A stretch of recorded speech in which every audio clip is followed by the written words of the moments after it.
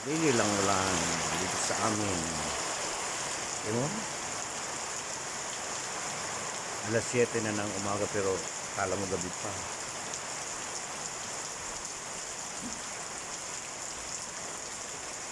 Kaya dito lang ako sa bahay.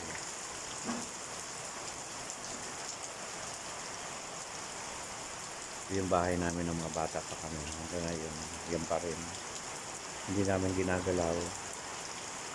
Ancestral house namin bata. Hanggang ngayon. Nanay ko naman tayo 97. Yan kami naglakihan dito.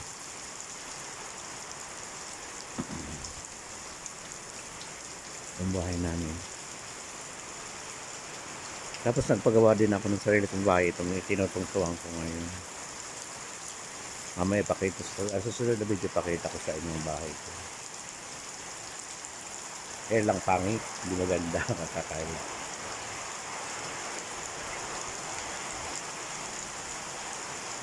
So doon ito bahay namin sa Sorso. Dito kami lumaki. Dito kami lahat. Dito nag-uwian mga pamangkin ko, mga kapatid ko. Mga kapatid ko may mga sarili na rin bahay. Ayan.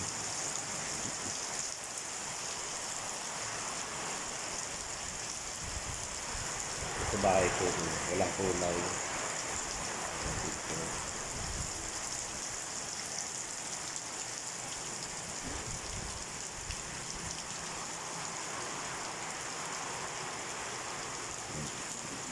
Pero pataas yan. Nasa baba kami.